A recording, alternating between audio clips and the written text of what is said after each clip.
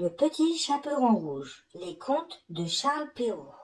Il était une fois une petite fille de village, la plus éveillée qu'on eût su voir. Sa mère en était folle, sa mère grand plus folle encore. Cette bonne femme lui fit faire un petit chaperon rouge qui lui seyait si bien que partout on l'appelait le petit chaperon rouge.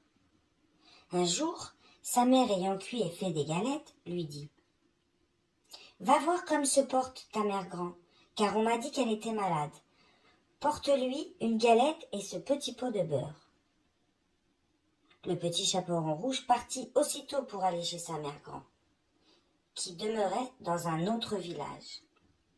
En passant dans un bois, elle rencontra compère le loup, qui eut bien envie de la manger, mais il n'osa à cause de quelques bûcherons qui étaient dans la forêt. Il lui demanda où elle allait. La pauvre enfant, qui ne savait pas qu'il était dangereux de s'arrêter à écouter un loup, lui dit: Je vais voir ma mère grand et lui porter une galette et un petit pot de beurre que ma mère lui envoie. Demeure-t-elle bien loin?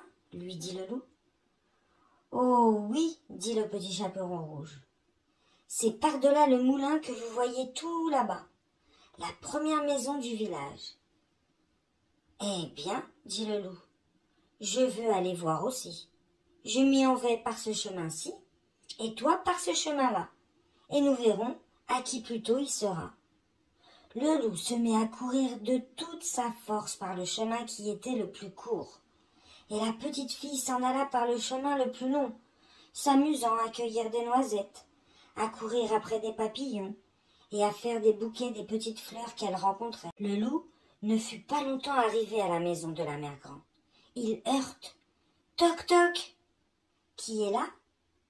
C'est votre fille, le petit chaperon rouge, dit le loup en contrefaisant sa voix, qui vous apporte une galette et un petit pot de beurre que ma mère vous envoie. La bonne mère grand, qui était dans son lit, à cause qu'elle se trouvait un peu mal, lui cria: Tire la chevillette, la bobinette chère. Le loup tira la chevillette et la porte s'ouvrit. Il se jeta sur la bonne femme et la dévora en moins de rien, car il y avait plus de 3 jours qu'il n'avait mangé. Ensuite, il ferma la porte et s'alla coucher dans le lit de la mère grand, en attendant le petit chaperon rouge, qui, quelque temps après, vint heurter la porte. Toc toc. Qui est là? Le petit chaperon rouge, qui entend la grosse voix du loup, eut peur d'abord, mais croyant que sa mère grand était enrhumée, répondit: C'est votre fille, le petit chaperon rouge, qui vous apporte une galette et un petit pot de beurre que ma mère vous envoie. Le loup lui cria en adoucissant un peu sa voix: Tire la chevillette, la bobinette chère. Le petit chaperon rouge tira la chevillette et la porte s'ouvrit. Le loup, la voyant entrer, lui dit en se cachant dans le lit sous la couverture: Mets la galette et le petit pot de beurre sur la huche et viens te coucher avec moi. Le petit chaperon rouge se déshabille et va se mettre dans le lit, où il fut bien étonné de voir comment sa mère grand était faite en son déshabillé. Elle lui dit: Mère grand, que vous avez de grands bras.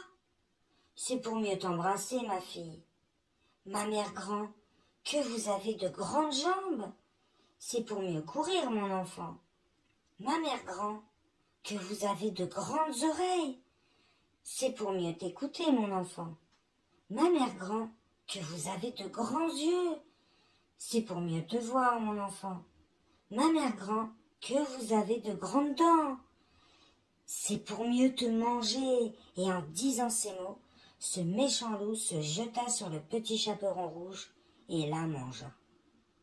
Au revoir et à bientôt pour de nouvelles aventures. Abonnez-vous, merci.